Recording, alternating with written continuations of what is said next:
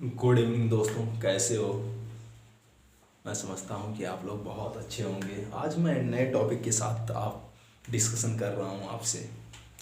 नया टॉपिक मेरा क्या है?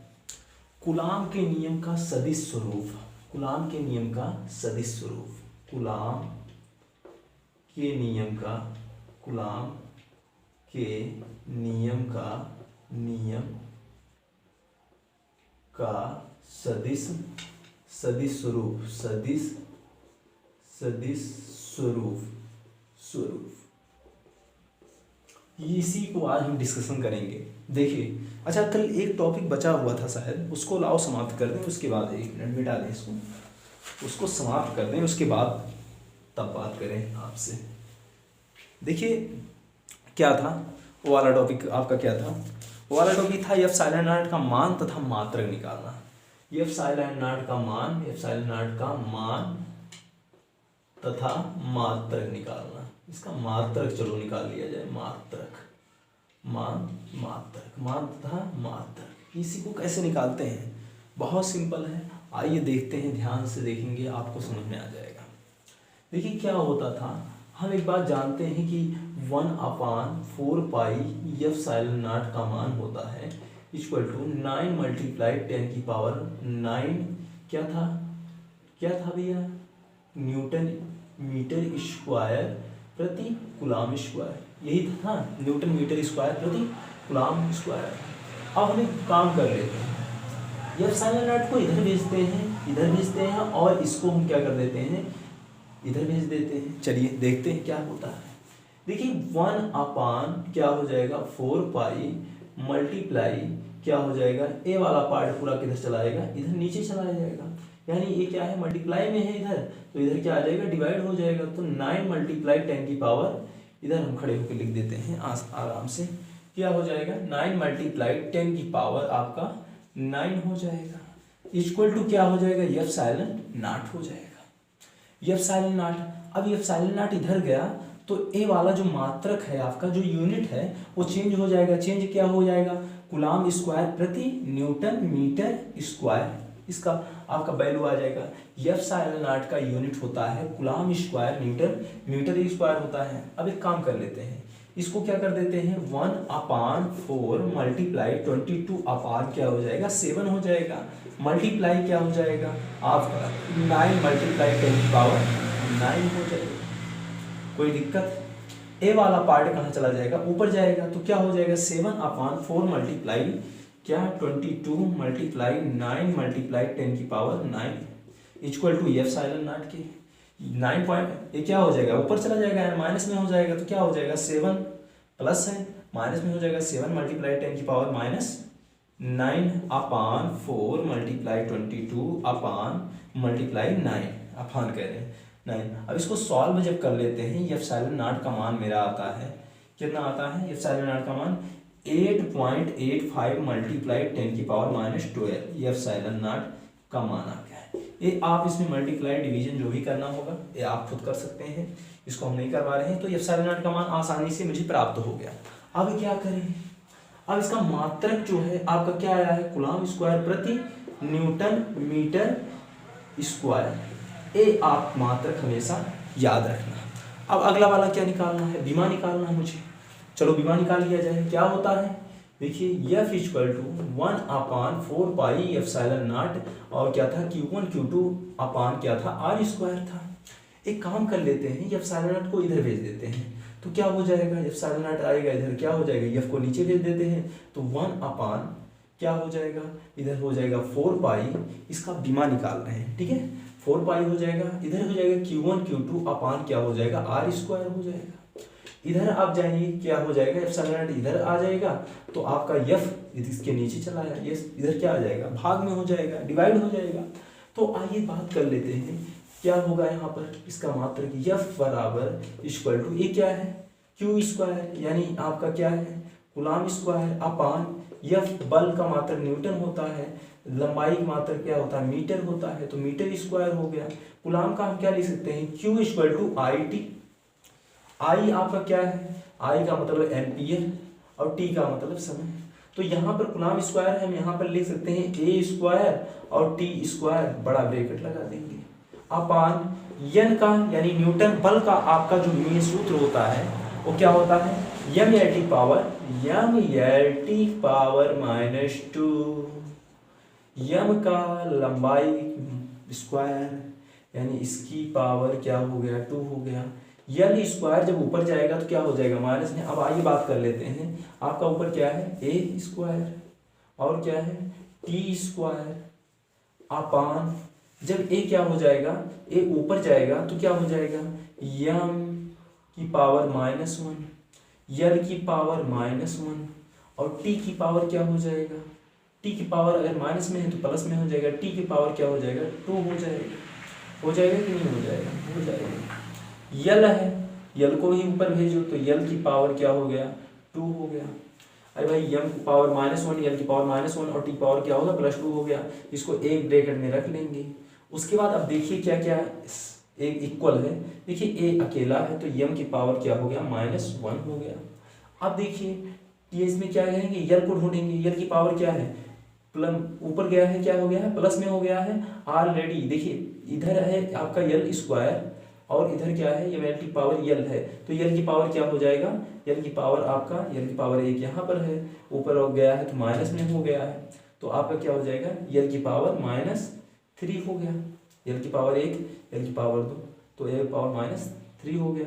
अब क्या बचा हुआ है इसमें एम एल टी बचा हुआ, टी की पावर क्या हो गया 4 हो गया, 2 इधर है 2 इधर है 4 हो गया, और कुछ बचा हुआ है हाँ ए बचा हुआ है, ए लिख दिया गया तो आराम से मात्रक निकल के आ गया, धूम यानी बीमा निकल के आ गया, क्या निकल के आया है बीमा निकल के आया है, बीमा निकल गया।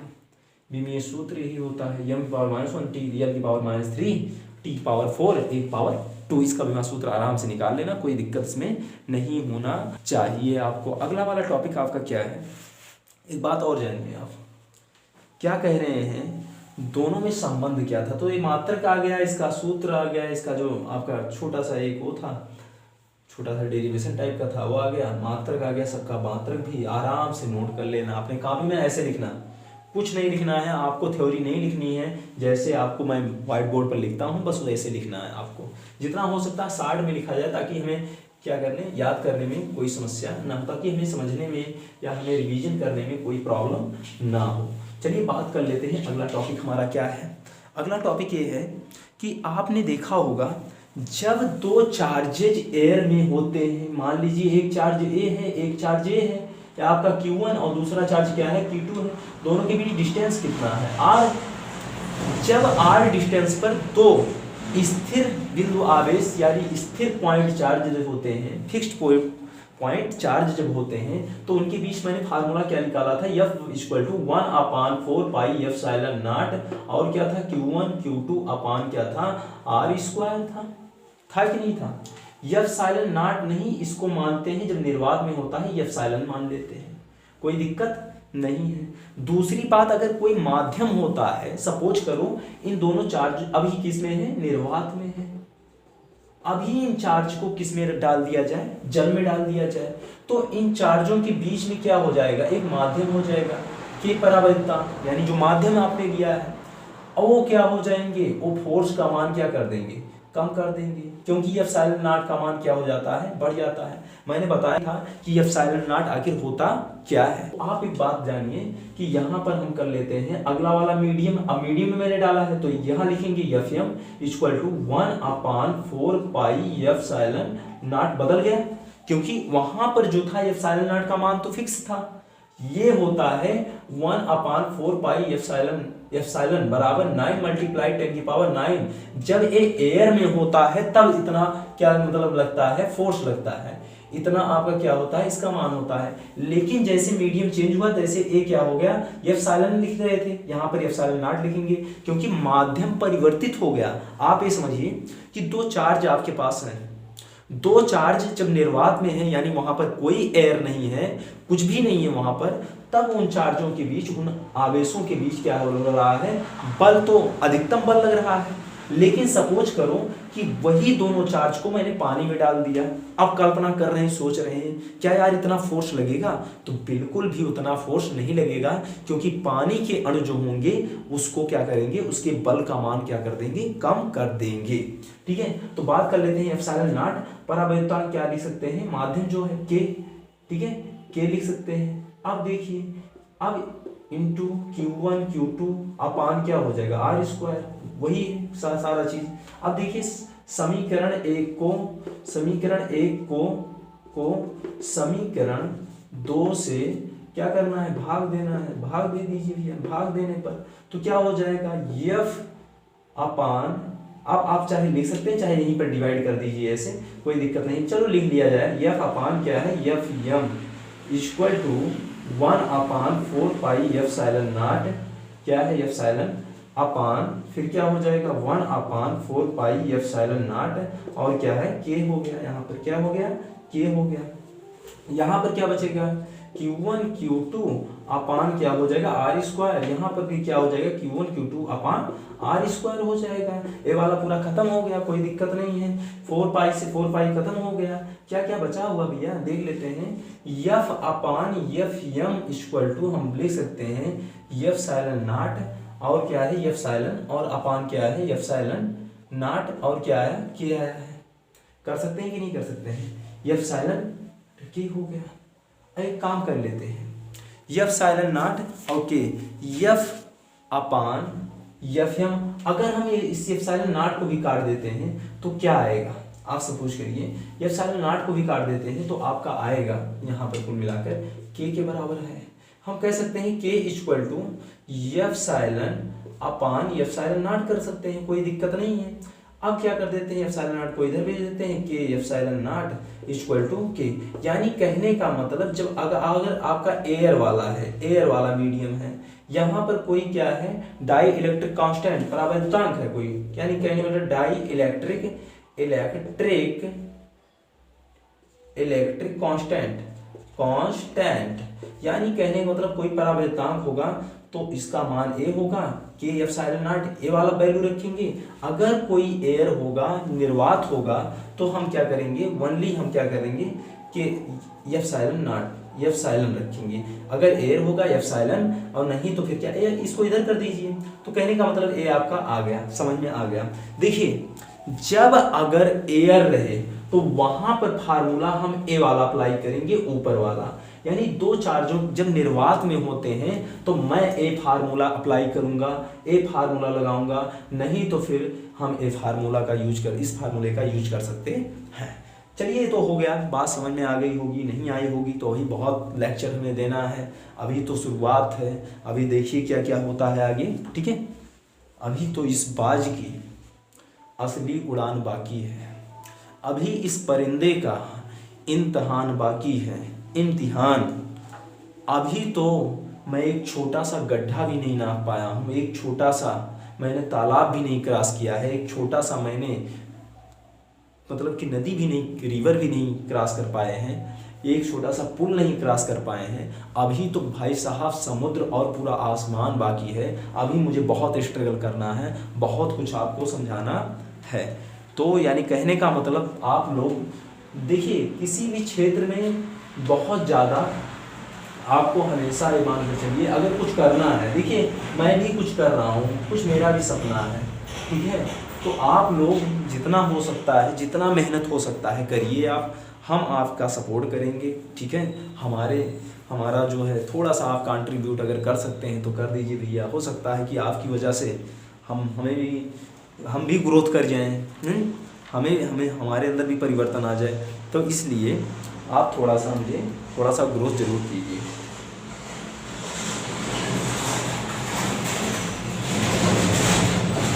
चलिए बात कर लेते हैं अगला वाला टॉपिक क्या है।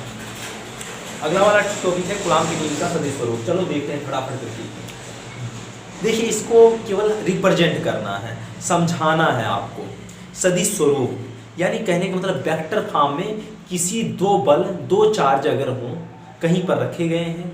देखिए दो चार्ज क्या है, आपके पास पहला नंबर है, इधर बनाऊं कि इधर बनाऊं, फिगर इधर बनाते हैं। चलिए देखते हैं इधर बना लेते हैं, इधर अभी लिख देंगे, लिखने में उधर आसानी होगी। देखिए आपके पास क्या है, ए आपका मूल पॉइंट ए ओ है, आपका क्या है मूल बिंदु, आपका क्या है मेजर एक्सिस है, मूल बिंदु आपका क्या है ए एक्स एक्सिस है, ए वाई एक्सिस है, आपका क्या है मेजर पॉइंट आपका ओ है, मुख्य बिंदु। अब क्या है यहाँ पर सपोज करिए आपके पास दो चार्ज हैं, देखिएगा क्या है दो चार्ज हैं, यहाँ पर एक चार्ज रखा हुआ है, एक चार्ज यहाँ पर रखा हुआ है, यहाँ पर मान लीजिए Q1 चार्ज है, यहाँ पर क्या है Q2 चार्ज है, दोनों के बीच का जो डिस्टेंस है वो कितना है r है। आप ये जानिए कि दो चार्ज यानी कहने का मतलब एक पोल इधर एक पोल इधर, एक खंभा इधर एक खंभा इधर रख दिए गए, सीधी सी बात है। दोनों चार्ज ए वाला फोर्स इधर लगाएगा, इस डायरेक्शन में लगाएगा, तो ए वाला जो छोटा सा बिंदु चार्ज है थोड़ा सा चूहा इधर ताप मारेगा, बिल्कुल लगाएगा बल, क्योंकि हो सकता है क्या है समान इक्वल चार्ज हैं, समान आवेश हैं, तो फोर्स लगाएगा। तो जानिए जब ए फोर्स लगाएगा तो इसका देखिए डायरेक्शन क्या होगा, कौन लगा रहा है 2 वाला इस पर लगा रहा है फोर्स, तो F21 इधर वाला फोर्स लगा रहा है तो F12, यही हम कर सकते हैं ना। अगर आप फोर्स लगा रहा है अपोजिट डायरेक्शन में, नहीं देखिए चेंज कर देते हैं, F देखिए पहले ध्यान से समझते हैं, दो चार्ज है Q1 और एक क्या है Q2 चार्ज है। अगर ए वाला फोर्स इस पर लगा रहा है, किस पर लगा रहा है 2 पर लगा रहा है, किसके कारण पहले के कारण, तो क्या लग रहा है 2 पर फोर्स लग रहा है, किसके कारण पहले के कारण, तो 2 लिख सकते हैं। यहाँ पर देखिए क्या हो रहा है, यहाँ पर बल कौन लगा रहा है, फर्स्ट वाले पर फोर्स कौन लगा रहा है, दूसरे वाले के कारण लग रहा है, तो 2 लिख सकते हैं, ठीक है। पहले वाले पर यानी F1 का मतलब पहला वाला चार्ज पर फोर्स दूसरे के कारण लग रहा है, और यहाँ का मतलब क्या होगा F2 का मतलब, F21 का मतलब क्या है दूसरा वाला F2 पर बल लग रहा है, किसके कारण इसके कारण। यहाँ पर F1 पर बल लग रहा है किसके कारण 2 के कारण, यानी A2 के कारण, तो इसीलिए 1 2 लिखा गया है। उसके बाद हम क्या कर देते हैं 1 2 यहाँ पर वेक्टर लगा देते हैं, यानी दिशा को बता रहा है, ये इस डायरेक्शन में बल लगा रहा है, ये इस डायरेक्शन में बल लगा रहा है, क्या दिक्कत है। अब एक काम कर लेते हैं, इनकी दिशाओं को बताने वाला यानी ठीक है दिशा को बताने वाला कुछ वेक्टर भी होना चाहिए। तो इधर देखिए r क्या है, किस दिशा में बता रहा है 1 दिशा में, 1 2 हम कर सकते हैं, इसको कर सकते हैं कि नहीं कर सकते हैं, हम कर सकते हैं। देखिए R21 वही होगा डायरेक्शन भी, अगर यहाँ पर 21 लिखा गया है तो इधर आपका क्या हो जाएगा 1 2 होगा। ए डायरेक्शन को बताएंगे, ए भाई साहब दोनों डायरेक्शन को बताएंगे, ए वाला किस डायरेक्शन में बल लगा रहा है, इस डायरेक्शन में बल लगा रहा है, और ए वाला किस डायरेक्शन में बल लगा रहा है, ए वाला इस डायरेक्शन में बल लगा रहा है, यानी ए इस दिशा में बल लगा रहा है, ए इस दिशा में बल लगा रहा है। अब यहाँ से हम क्या कर लेते हैं, इसको हम क्या कर देते हैं मिला देते हैं, इसको यहाँ से मिला देते हैं, क्या दिक्कत है, इसको मान लेते हैं R1 वेक्टर और इसको मान लेते हैं R2 वेक्टर मान लेते हैं। ये तो डिस्टेंस है, ये सपोज करो यहाँ पर हम क्या कर सकते हैं R1 वेक्टर मान लेते हैं और इसको R2 वेक्टर मान लेते हैं, ठीक है। ये तो आपका हो गया। अब बात कर लेते हैं, देखिएगा यहाँ पर हम क्या कर सकते हैं, यहाँ पर इसको हम इससे मिला सकते हैं, वेक्टर यानी दिशा बता रहा है, इस यहाँ से दिशा इस साइड में है, यहाँ ओ बिंदु से Q1 की दिशा इस साइड में है, यहाँ से ए बल लगा रहा है इस डायरेक्शन में, तो कोई दिक्कत नहीं है। चलिए क्या है ए इसका मतलब ए बात को सिद्ध करिए, इस बात को आप समझाइए कि दो चार्जेस क्या हो रहे हैं एक दूसरे पर बल को आरोपित कर रहे हैं। ध्यान से समझिएगा, हम क्या कह सकते हैं इसका पूरा देखिए, पहला नंबर फिर से मिटा रहे हैं फिर से आपको ताकि समझ में आ जाए। देखिए क्या है, सबसे पहले हम क्या लेंगे दो चार्ज लेंगे, इसमें थोड़ा सा कंफ्यूजन होता है, कंफ्यूजन मत समझिए, जैसे जैसे आपको बताया जाए वो समझिए। दो चार्जेज हैं, एक आपका क्या है Q1 है, दूसरा चार्ज क्या है Q2 है, दोनों के बीच में डिस्टेंस कितना है R है, ठीक है। अब एक बात समझिए कि ये इस पर जब फोर्स लगाएगा तो ये इस डायरेक्शन में जाएगा, तो किस पर फोर्स लग रहा है F2 पर, किसके कारण लग रहा है पहले के कारण लग रहा है। इधर देखिए जब O वाला दाब मारेगा धक्का मारेगा तो आएगा F12, F किस पर फोर्स लग F1 पर बल लग रहा है, F1 यानी Q1 F1 बल इस दिशा में किसके कारण लग रहा है दूसरे के कारण, तो 1 2 हो गया, डायरेक्शन मैंने लिख दिया, कुछ नहीं करना है। दूसरी बात हम क्या करेंगे चेक करेंगे, यहाँ पर देखेंगे कि इस दिशा में अगर क्या रहा है, दिशा को कौन बता रहा है, ए इधर पर लगा है ना, तो R21 डायरेक्शन हो गया। ये दिशा को इंगित करने वाले क्या है वेक्टर है, देखिए वेक्टर और ये क्या है, दिशा को इंगित करने वाले। इधर वाला क्या हो जाएगा, R2 लिख सकते हैं यहाँ पर 12 कैप लगा दिए। अब क्या करेंगे, इसका जो आपका इधर वाला है इसको इससे मीटर मिला देंगे, इसको इससे मिला देंगे, इसको किधर से मिलाएंगे, इधर से मिला देंगे इसको, और इधर इसको इधर कर देंगे। यहां से कह रहे हैं इसका डिस्टेंस कितना है, तो हम क्या कर सकते हैं, R2 कर सकते हैं वेक्टर R2, और यहां से R1 वेक्टर कर सकते हैं। कोई दिक्कत नहीं है। सारी बातें आपको, आई होप आपको सारी बातें अच्छे से समझ में आ गई होंगी। अब हम चलते हैं डेरिवेशन पर। डेरिवेशन क्या है, फटाफट करते हैं हम। देखिए डेरिवेशन आपको थोड़ा सा इतना जगह छोड़ दे रहे हैं, देखिए इतना जगह छोड़ दे रहे हैं, शार्ट में आगे लिखने का प्रयास करें। देखिए कैसे कैसे बनाते हैं हम। देखिए बस एक डायरेक्ट, अगर हमें फिगर पता है तो थ्योरी लिखने में बहुत आसानी होती है। थ्योरी देखिए कैसे लिखा जाता है, हम रोज रोज थ्योरी नहीं लिख पाएंगे, हम आपका डायरेक्ट डेरिवेशन करवाएंगे और आपको थ्योरी लिखना आपको सिखाएंगे, समझाएंगे कैसे थ्योरी बनाया जाता है। देखिए माना शब्द आ रहा है, माना निर्देशांक निकाय का मूल बिंदु क्या है, वो है माना जो निर्देशांक है, माना निर्देशांक निकाय का। देखिए ऊपर बहुत ज्यादा लिखेंगे तो हो सकता है कैमरे में कवर ना कर पाए। माना निर्देशांक निकाय का मूल बिंदु क्या है भैया, दिया तो है मूल बिंदु क्या है, ओ है मूल बिंदु क्या है, ओ है जिस पर दो बिंदु आवेश रखे गए हैं। क्या रखे गए, Q1 तथा Q2 दो बिंदु आवेश रखे गए हैं, जिस पर दो बिंदु आवेश ठीक है, बिंदु आवेश क्या है, Q1 व Q2 रखे गए हैं, लिख सकते हैं Q1 और Q2 रखे गए हैं। किस पर रखे गए हैं, यहां पर A और कर दीजिए B रखे गए हैं। जो किस पर स्थित है, जो बिंदु A व B पर क्या है, स्थित है। हाँ स्थित है ना, स्थित है। अब क्या कर सकते हैं, स्थित है, ठीक है।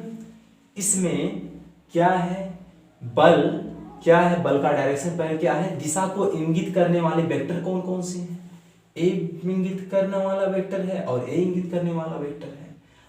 ये दिशा इधर बता रहा है कि इधर बल लगा रहे हैं, तो यानी Q2 के कारण Q1 की दिशा को इंगित करने वाला वेक्टर, तो क्या है, Q2 के कारण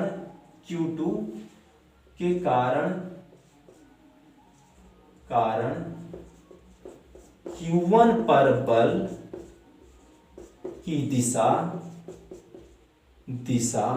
को इंगित करने वाला वेक्टर, इंगित करने वाला वेक्टर, सही से नहीं लिख रहे हैं बस जान लीजिए, वेक्टर कोई दिक्कत नहीं। कौन इंगित कर रहा है, R21। उसी प्रकार से हम लिख सकते हैं Q1 के कारण क्या है, Q2 पर बल की दिशा को इंगित करने वाला वेक्टर, क्या लिख सकते हैं, R12। Q1 के कारण Q2 को बता रहा है, इधर बल लगा रहा है, क्या दिक्कत है, इसी प्रकार, ठीक है। तो ये वाला बात आपको समझ में आ गया होगा। यही चीज आपके बुक में मिलेगा, चाहे जहां पर आप पढ़ेंगे, यही सारी चीजें आपको कैसे क्या है, जो आपका संरचना है वही उठा के लिख देना है, थ्योरी पार्ट आपका कंप्लीट हो जाएगा। कुछ नहीं है, माना निर्देशांक निकाय का मूल बिंदु क्या है, वो है जिस पर दो बिंदु आवेश Q1 Q2 रखे गए हैं, जिस पर दो बिंदु आवेश Q1 तथा Q2 रखे गए हैं, जो बिंदु A और B पर स्थित हैं, ठीक है। Q2 के कारण Q1 पर बल की दिशा को इंगित करने वाला जो वेक्टर है क्या है, R21। यही तो है, Q2 से Q1 की दिशा और Q1 के कारण Q2 की दिशा को इंगित करने वाला वेक्टर R12 है, ठीक है। इस प्रकार इंगित करने वाला वेक्टर तो आपको पता चल गया, ठीक है। Q2 के कारण, इस प्रकार Q2 के कारण Q1 पर बल, इस प्रकार हम लिख सकते हैं, इस प्रकार Q2 के कारण किस पर बल, Q1 पर बल का फार्मूला जानते हो, F12, पहले क्या लिखेंगे, F12 पर बल, हाँ बिल्कुल इसी पर बल 2 वाला लगा रहा है, तो 12 इक्वल टू 1/4πε0, और क्या होता भैया, Q1 Q2 अपान क्या होता है, R स्क्वायर, हाँ होता है बिल्कुल, यही फार्मूला मैंने पढ़ा है, कूलाम का नियम पढ़ रहे हैं। एक काम कर लेते हैं, यहाँ पर दिशा को बता रहा है, कौन बल लगा रहा है, इधर वाला Q2 वाला बल लगा रहा है, तो दिशा को इंगित करने वाला R21 लिख सकते हैं। एक काम कर लेते हैं, इसमें अंश और हर में क्या है, R से मल्टीप्लाई करने पर, कहां पर, R से मल्टीप्लाई, इसमें इस समीकरण में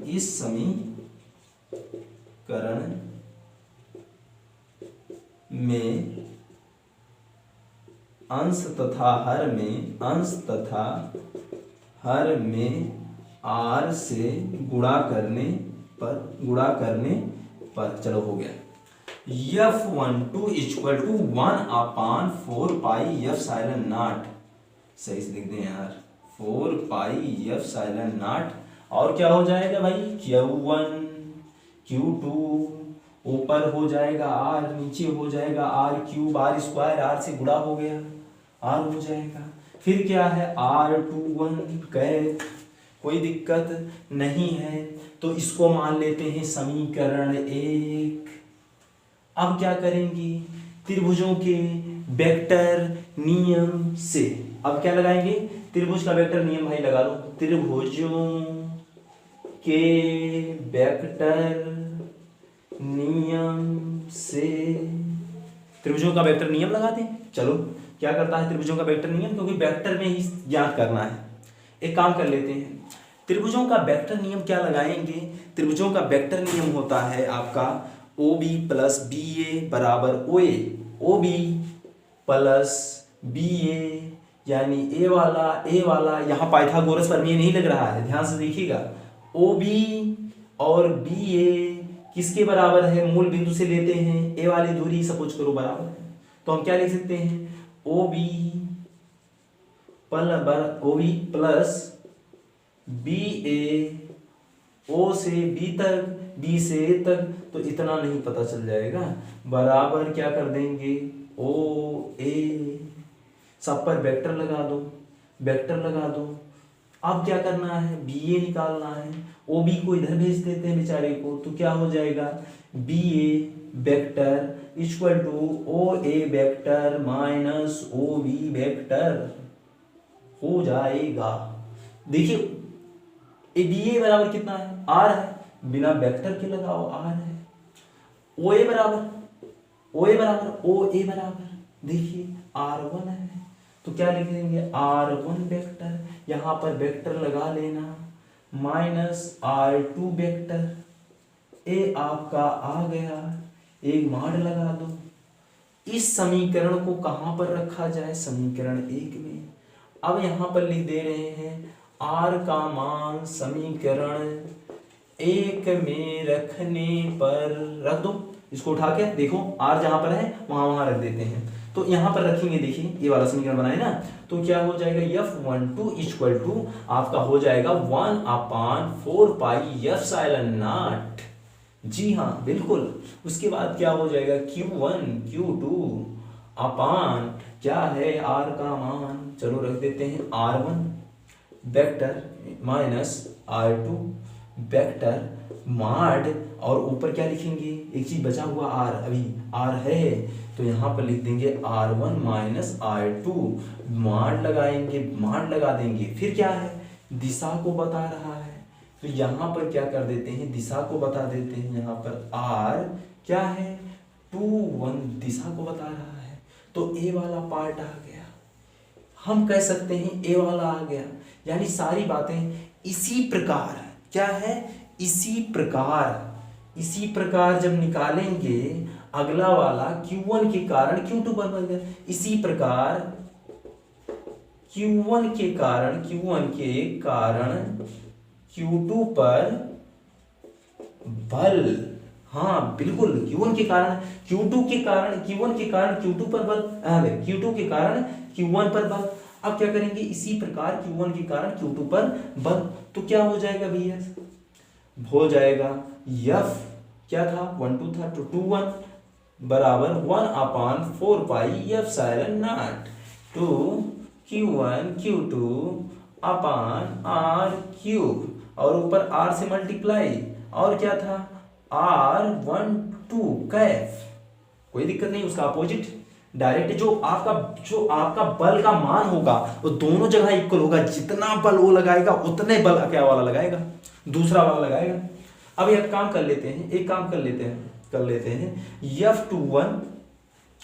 लेते हैं यहाँ पर। फिर अगर F21 की दिशा को हम देख कर निकालेंगे तो यहाँ पर R1 आया है माइनस R2, तो वहां पर क्या आ जाएगा, R इक्वल टू आएगा क्या, R2 माइनस R1, इसको निकलवा नहीं रहे हैं, उसका अपोजिट आएगा, ये बात समझ लीजिए, इसको लिखा नहीं जाएगा, हम पूरा विस्तार से इतना नहीं बढ़ा रहे हैं, बस ये जानिए, इसको मान हम यहाँ पर पुट कर देते हैं। तो F21 क्या है, vector equal to 1/4 pi epsilon naught, और क्या हो जाएगा भैया, Q1 Q2, R की जगह वैल्यू क्या रखोगे, ए वाला वैल्यू रख देना, अरे ए वाला ऊपर निकाले हैं, देखो वही भूल हो रही है, -1 वेक्टर लगाएंगे और माड लगा देंगे, नीचे क्या हो जाएगा R21 माइनस R1, और क्या लगा देंगे क्यूब, बात समझ में आया। यहाँ पर क्या है, क्यूब लगाया है कि नहीं लगाया है, यहाँ पर देखिए क्यूब होना चाहिए, यहाँ पर क्यूब था, भूल गए। अब देखिए इधर क्या हो जाएगा, R21 क्या कर रहा है, दिशा को बता रहा है, तो दोनों लगभग क्या आएगा, बराबर आया, दोनों को निकाला गया, दोनों क्या आए, बराबर आ गए, तो हम कह सकते हैं यही कूलॉम के नियम का सदिश स्वरूप है, F12 बराबर F21, दिशा विपरीत वेक्टर लगा देना, यानी ये समीकरण इस समीकरण से स्पष्ट है कि दोनों बल क्या हो गए, एक दूसरे के बराबर तथा विपरीत होते हैं। यही मतलब कुल मिलाकर समझाना था, एक कंक्लूजन निकालना था कि वास्तव में क्या समीकरण अगर हम बना के ड्राइव करें तो क्या ए वाला पार्ट और इस वाले पार्ट के इक्वल आता है कि नहीं आता है, तो आ गया, बात हो गया खत्म, ए वाला हो गया चुटकियों में हो गया सॉल्व। अगले वाले नेक्स्ट टॉपिक पर चलते हैं। ऑल द बेस्ट, आप खुश रहिए, मस्त रहिए, स्वस्थ रहिए, व्यस्त रहिए, मस्त रहिए, हंसते रहिए, गाते रहिए, गुनगुनाते रहिए और धूमधाम से पढ़ते रहिए, ठीक है। वीडियो को बंद ब्रेक करते हैं। All the best wishes and good luck, thank you.